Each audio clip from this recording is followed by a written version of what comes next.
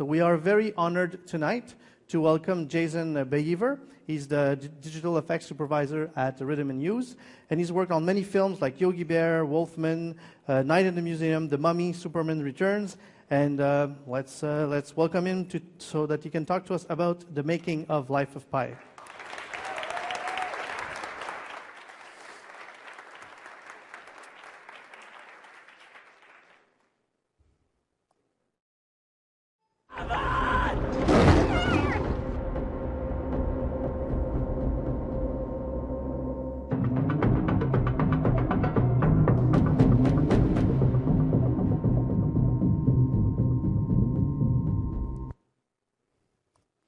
Hi, everybody. Welcome to the Making of Life of Pi. This is a quick synopsis of what I'm going to cover in this presentation. I'm just going to tell you a little bit about who I am and how I sort of got introduced to Life of Pi. A little bit about Rhythm and Hues, for those of you who don't know about us. A little bit about our international work. Then we're going to get into the meat and potatoes of the presentation. I'm going to cover the ocean, the island, Meerkat Island, Richard Parker the tiger. I'll take some fun facts, and then we'll conclude with a little making of demo reel. So here, we're already covered my credit list, but I've been a digital supervisor for 5 years. I've been doing visual effects for 14 years, and at Rhythm and Hues for 10 of them. At the very beginning in 2010, I was put on Life of Pi. And it was a very scary honor because we were going to be held to the highest standard on this show. We had to do a lot of different types of effects. We had to do a photoreal tiger that was going to cut with a real tiger. We were going to do 400 shots of oceans and ocean extensions and waves. And we were also going to do a swimming tiger swimming in water, tiger getting sloshed around in a boat, and a whale breach sequence, and we're going to do all of the stuff in stereo. So it was a very scary proposition, and very exciting at the same time, because I just have a passion for photoreal and for characters, and I love big cats, so it was a match made in heaven. Quick review of Rhythm and Hues. We've won 2 Academy Awards, 1 for Babe, 1 for Golden Compass. The winner of the Academy Award for Golden Compass, Bill Westenhofer, was the same visual effects supervisor on Life of Pi. We were founded in 1987. We just celebrated our 25-year anniversary. And we generally focus on the high-end visual effects and animation. We've done over 140 movies, hundreds of TV shows, tons of other ventures, and we have over 1,350 employees, over 5 different studios across the world. Just quick cover on how we deal with our global production. We have 5 studios. Every single shot in the movie hit at least 1 or 2 of these facilities. So the overall movie was 960 shots, which tells you a little something about this movie. It was a 2-hour movie, 960 shots. So there's some very long shots in this movie. There's some movies that are shorter and have 2,000 shots. There are 690 visual effects shots. 446 of them came to Rhythm and Hues. And here it shows you a distribution of how this is really hours logged more than how many people were in each facility. So 53% of the work was done in Los Angeles. The main reason for that was because our core effects team, the simulators and the effects artists, are in Los Angeles. And there was a lot of effects on the show, a lot of interaction with effects. And then you can see the breakdown of where our other artists work. So I'm going to just give you a quick sample of how it moves through the world. This is one of the shots on Pi. It was a CG tiger, CG ocean extension, and all kinds of other work. This is how it moves through the world. The beachy prep was done in Kuala Lumpur. Tracking was done in Hyderabad. Animation in Mumbai. Water was done in Los Angeles. The tiger was rendered in Cave, which is our render facility in Taiwan. And it was composited in Mumbai. And there are other things like technical animation and all kinds of other things that the shot just travels all over the world. So now, the ocean. We were told from the very beginning that the ocean on the show was to be treated like a character. What did it mean? It means, number one, it's going to be held to the same standard. We had to have real waves based on physics. We had every wave, every motion, the depth, the lighting, every part of the ocean had to be based on physics. And we had to match a lot of real reference that we saw. The other thing was, it was really to echo the mood of the scene. When you watch, those of you who have seen Life of Pi, you'll see that the whole shot encompasses the mood. When he's happy, when he wakes, I don't want to say happy because he traveled stuck on the middle of the ocean, but he comes to some realizations. He's happier. He wakes up and you get a beautiful golden flat ocean, and it echoes the mood. It brings you into the thing. So it's not just the actor, it's not just the tiger, it's the whole environment. Ang Lee he's just brilliant at using all of the tools at his disposal to create every frame. And he's made it clear from the beginning that every frame should be a piece of artwork. They knew very early on that there was no way they could shoot this on a real ocean, for obvious reasons. Number one, the camera rig, it's a stereo show, so the camera rig was very heavy. Number two, you can't predict the ocean. So if they needed a calm shot, they'd have to wait eons to find a calm ocean and set it all up and shoot it, and it would just take forever and it wouldn't work. So they built this tank. So this is the tank that they shot everything on. This is in mid-construction. You could see the containers, 4 containers high on the sides. Everything was painted with a blue screen. They had giant silks that came over the top so the DP could mimic any lighting environment he wanted to. They had giant silks that went around the entire container. They had 4 stories high of containers because there were tigers there. They didn't want them running around and escaping. The tank would also have large wave machines that created motion. These wave machines could work in sync, or they could work off sync to create different feels of waves. The tank and CG waves had to be seamlessly integrated with each other. Now, we really had to integrate both to each other. It wasn't just a one-way street.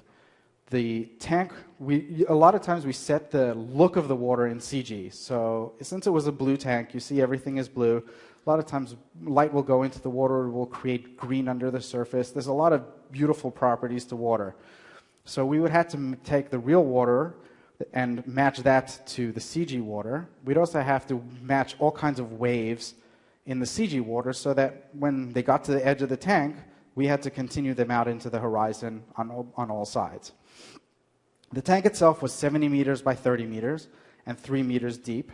That depth was also very key to the way this worked, because on a 3-meter deep tank, you can only get a certain height of waves. And they were able to get a 12-second period, that's the distance between the 2 waves, and a 4-foot high wave. And that just wasn't good enough for reality, but it was definitely good enough to shoot on. The waves also needed directionality. So they were very worried about the bathtub effect. I'll show you on the next slide what that is. And this was also to be done in stereo. So anybody who's worked with stereoscopic knows waves, water, reflections, tying a CG wave into a real wave, that's just a very difficult proposition. So the bathtub effect. This is what the tank looked like when it was working. This is the bathtub effect. You can see the waves are going all over the place. They're bouncing off the edges. They're bouncing off the back of the tank and coming forward. They're creating chaos. And if you look at the ocean, you'll notice some of the larger waves have a directionality in them. You'll look at it, it goes left to right, but they're just moving off. They're not bouncing around like crazy. And some calmer, smaller, they do, but this is just chaos. So there's no way they could have worked this as a real ocean. So the thing they came up with very early on is they built these giant concrete tetrapods, painted them blue so we could deal with them in post, and they dumped them in the end of the pool. These did a really good job of killing about 90% of the energy from the wave tank. So the waves would just move across and die when they got to the end of the tank. Here's one of the shots. This is a plate from the movie. You can see the waves. There's chaos within the smaller waves, but the larger ones are moving towards the end and dying. There's no recoil off the end of the tank on this. The other thing you notice is we have to take some of these waves and continue them out to infinity, as I mentioned before. So here's what the final shot looked like. It's a little bright from the lights, but...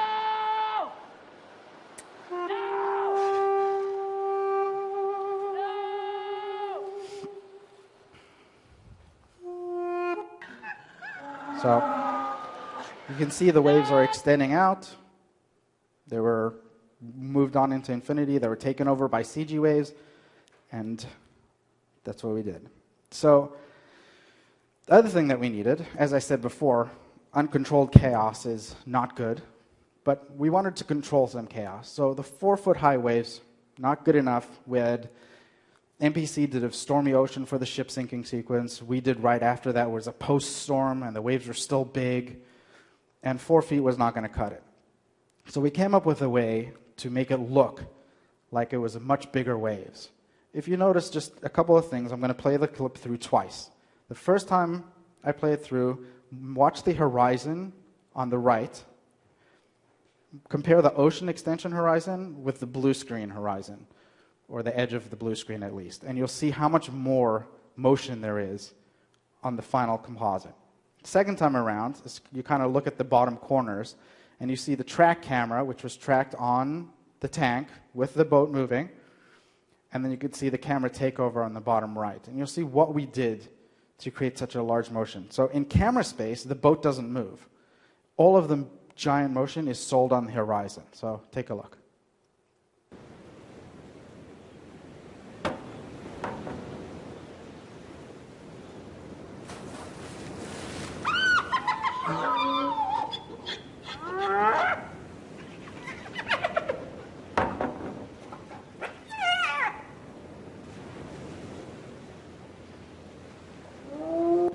One more time. Take a look at the two cameras, bottom corners.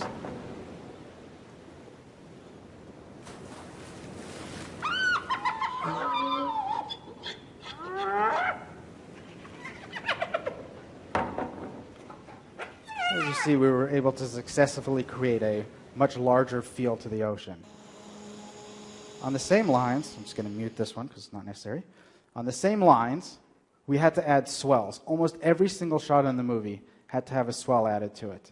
It just takes the tank look out of it. And it's if you watch the left one, you see there's no swell moving through it, and Pi and the boat are moving whatever waves are on the tank. That's great.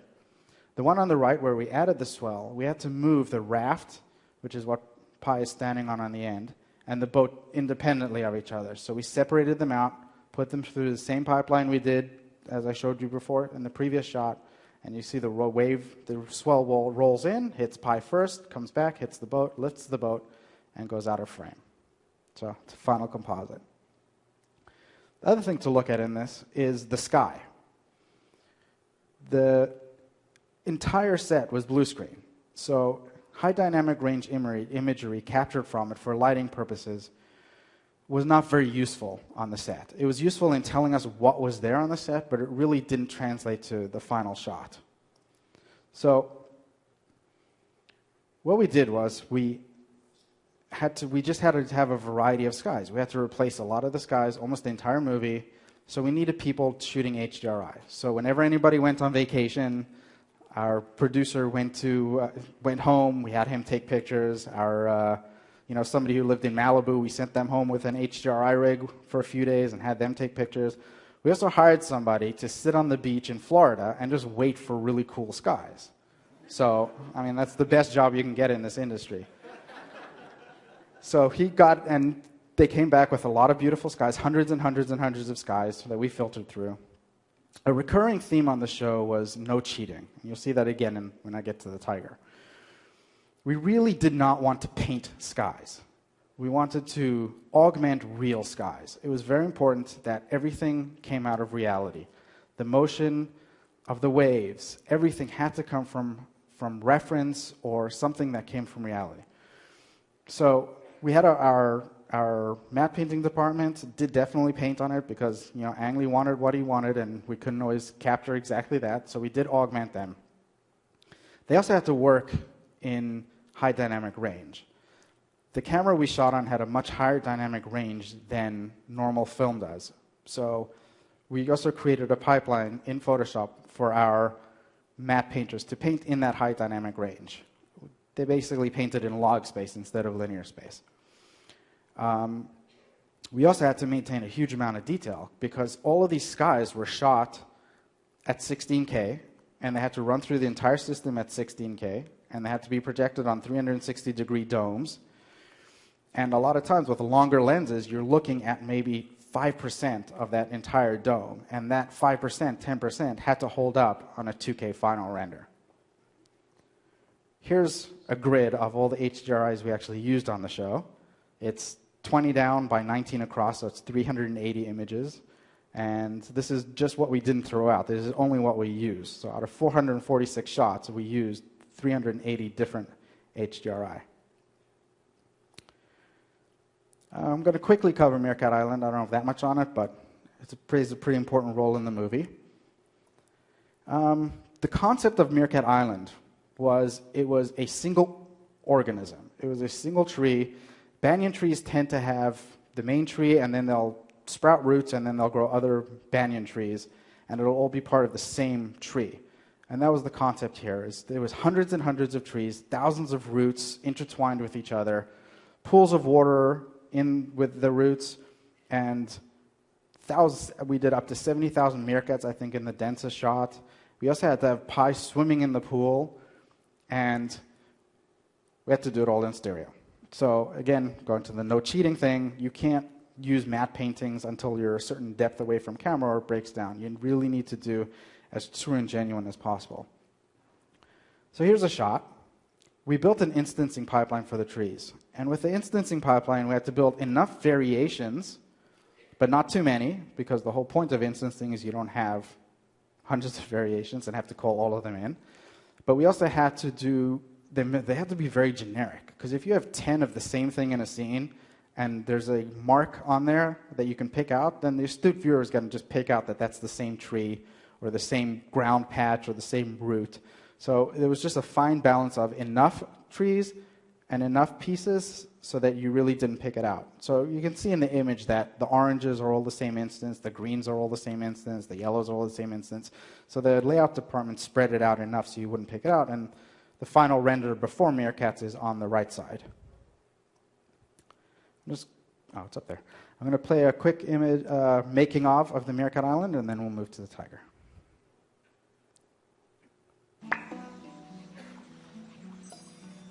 I thought the fish had to be coming in from underneath the island, and that the seaweed was absorbing all the salt in the water, killing them.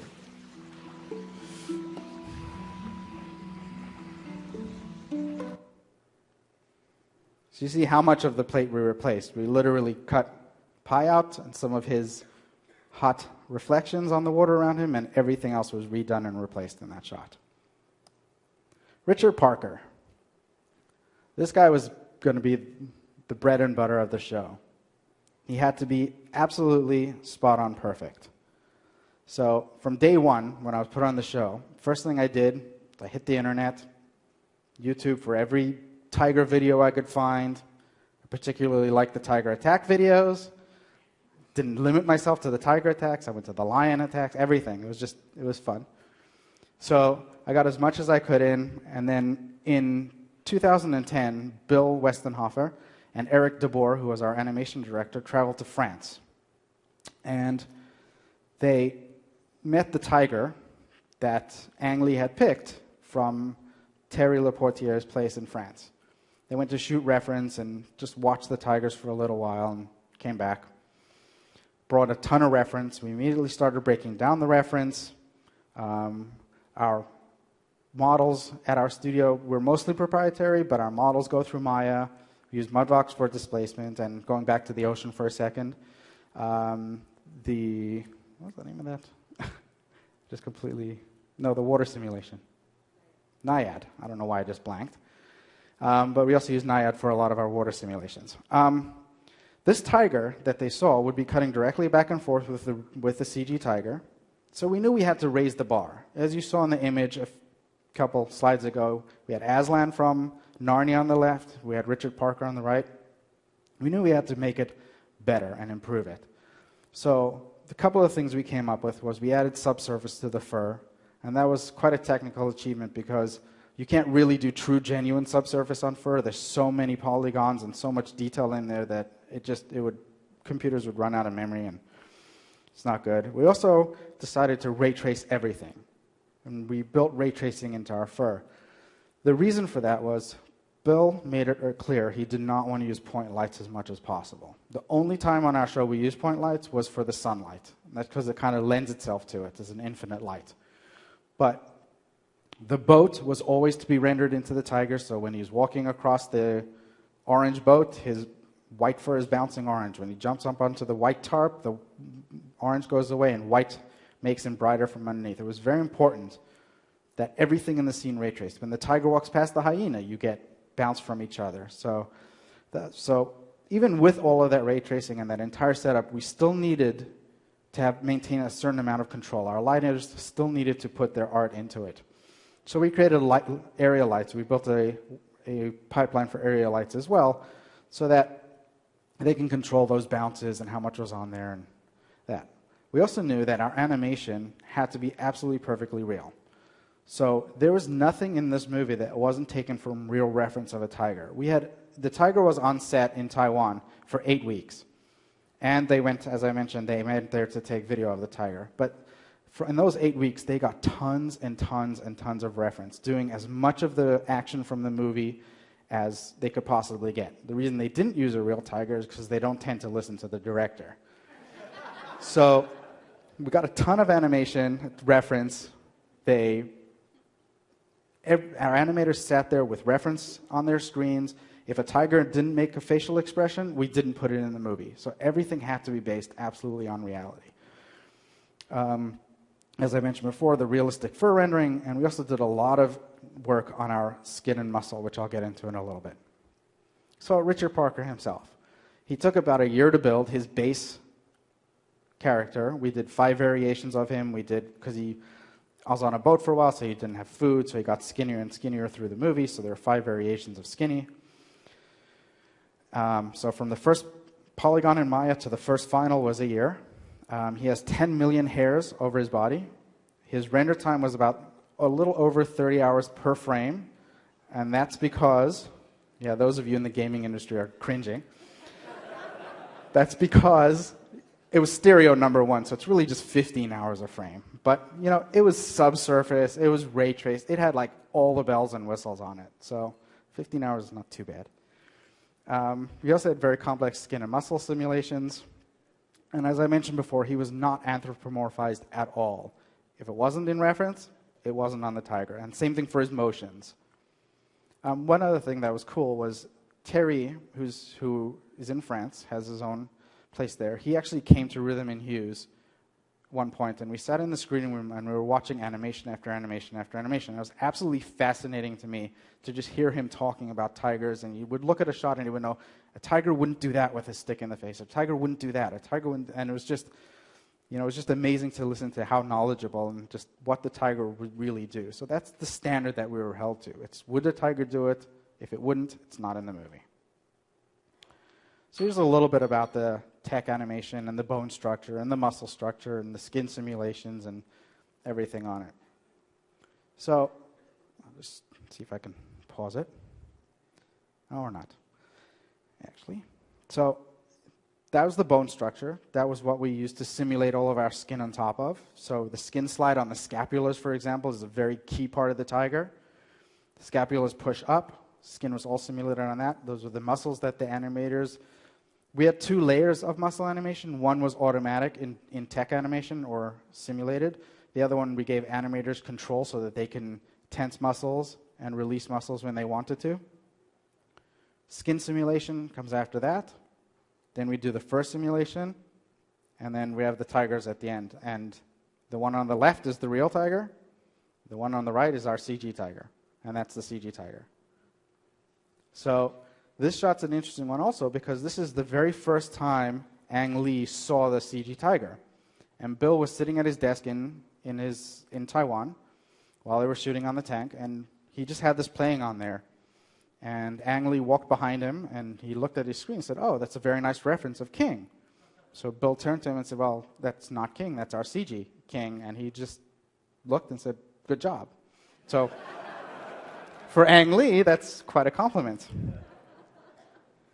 So this is another test that we did. This was held also to a very, very high standard. This is what we really ran through the ringer for our first simulation.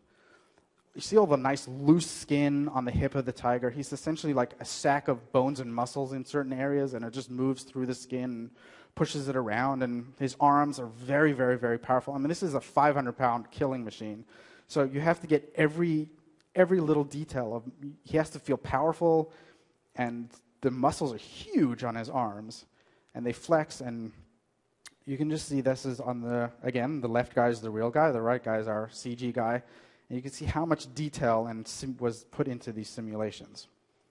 A little more detail on the simulations. You've already seen the muscles. We ran 3 layers of simulation. We ran subcutaneous, dermis, and epidermis. Each one layered another level of detail onto this guy, and it basically built up to where you were. You can just see in the top right corner, there's not that much detail on the hip.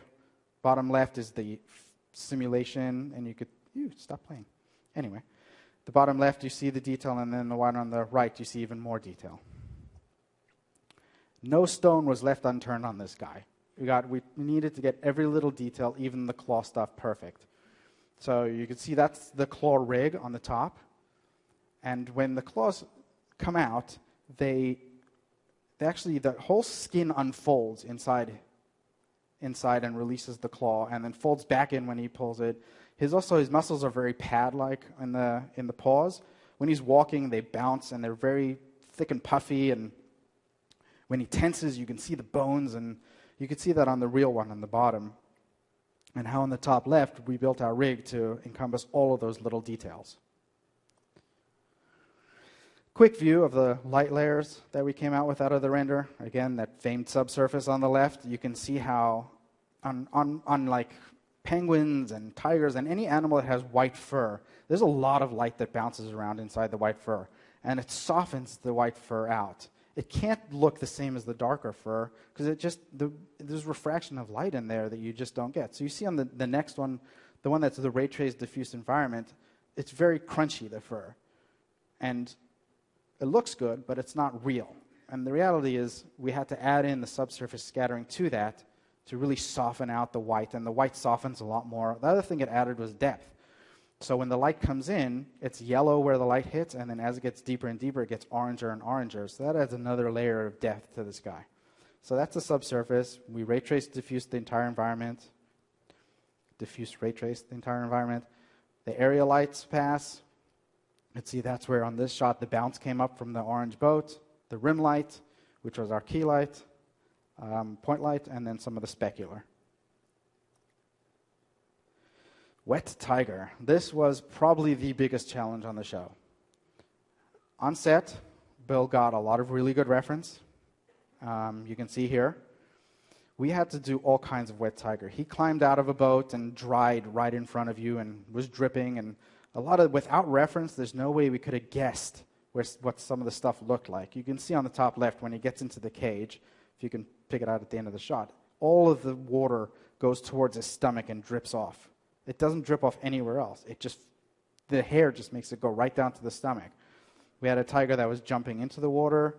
That one ended up being practical in the movie. And we had a bunch of swimming tiger shots. Tiger's bottom one, you could see him battling to get out of the water and how much he works.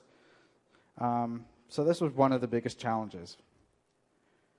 Here's what the pipeline looked like to get that done. I'm not going to cover this too much because it's incredibly boring. But it's basically a giant corkscrew. It's a big circular pipeline, because where do you start with? We had a little bit of a chicken and an egg syndrome. You have a tiger that's swishing around in a boat. Do you start with a tiger, or do you start with a simulation? Sometimes we started with one, sometimes we started with the other, but most of the time we started with a simulation, so that Bill had to buy off on the motion that the water would be before we moved into the tiger. We then handed that over to animation. Animation added the tiger in there, reacted to some of the surface properties, but when the tiger's in there, the water surface is going to change, and the water has to roll over the tiger and hit the tiger, and when the tiger slaps the water, it has to react to him. We also had to make sure that we covered the fur. So when the fur was under the water, it was flowing like fur would, and where fur was above the water, it would stick to the tiger and be specular. And you don't get a specular reflection under the water, so it would have to be dry under and stick and wet over, and so that had to all go through tech anima as well. So technical animation, those are the same guys that did the simulations on the skin. So the simulation went through, the animation went through, that went through technical animation. They produced a couple of things. I'll show you what was produced by each department in a second. And then they passed that through, and then it just went back and forth, and then animation changed, and we had to do all of it over again. And then finally, they just rendered it all and threw it into the comp and it worked magically. So here's a few of the passes that got passed down. The top ones are what effects produced for us. The velocity field on the top left was the motion of the water. You could see how nice and flowy it is. They also produced a point attribute that showed what part of the tiger was above the water in green and what was below the water in red. That allowed technical animation on the bottom to simulate the guides. And you could see they switched the colors for some reason, but the green below, you can see it flowing under the water and sticking to the head on top. And the yellow here, it's yellow here because it's longer fur, so it had to hold the water a little bit longer. It couldn't stick immediately. It had to take a little bit longer. And then the bottom right is what was shown to Bill for approval. That's the OpenGL, our OpenGL fur representation before it goes into the 30-hour render. So here's what the final shot looked like. And all of it's lost. So you don't even see all of that work, but it's there. A couple of the other characters we did on Life of Pi. We did, as I mentioned before, we did 70,000 meerkats. There were only about 5 or 6 variations of them. We did OJ the orangutan. The one on the left is the real OJ. The one on the right is our OJ, our render of OJ. As I said, everything was held to the same standard. Right next to each other, we had to make sure that they worked. The zebra on the bottom left, the one behind is the real one, the one in front is our CG one. And the hyena, it's kind of obvious because the real hyena was not over black, but there's the hyena we did. Some statistics from Life of Pi. The fur density on these characters, the zebra was our most dense because number one, it was the biggest. It also had the shortest fur, so it had almost 20 million strands of hair. The tiger had, as I mentioned before, 10 million, a little over 10 million. Hyena had almost 10 million. The meerkat had 1 million because they're quite tiny and they also have very thick fur relative to their size. The orangutan, who's not fully covered in fur, had 640,000. Gamers, again, will cringe. The longest single frame render on the show was 272 hours for one frame. That was the whale breaching sequence. It had jellyfish, it had CG boat, CG pie, CG water, CG splash, CG mist, CG spray, whale. I think I mentioned that. And then the single longest render on our show for a full shot was 1.3 million hours. For those of you who have seen the movie, it's the one where at night, where there's meerkats in the trees and they're kind of falling asleep and standing there, and the camera's panning across the top, and you go down to Pi, and Pi sits up. Part of the reason it was a long 1.3 million hours because it was a long shot. Other reason was because there were tens of meerkats and trees, everything was reflecting in each other, and it just took a long time. Total render hours for the show. The show, everything you see on screen. This was not including tests. This was not including simulations. This was not including animation dumps or anything else that we did. This was only the images you see on screen. With 1,633 years of render time. Of that, effects took 375 of those years. Lighting took 1,000 years. The environment, which is the trees and the island, took 166 of those years. The tiger himself took 248 years to render. Meerkats were 289. Our peak disk space usage, which was almost every megabyte in the studio, was 260 terabytes. And of the movie, 1 hour and 29 minutes of the 2-hour runtime has effects in it.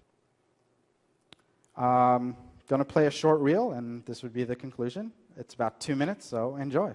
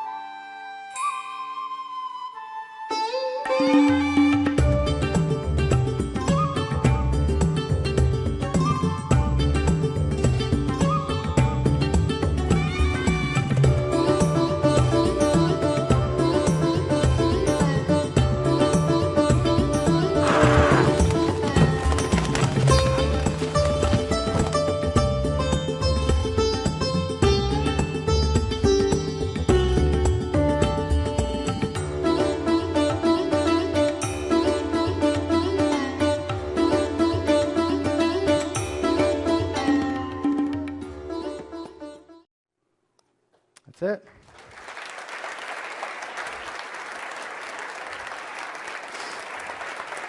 Thank you, Jason.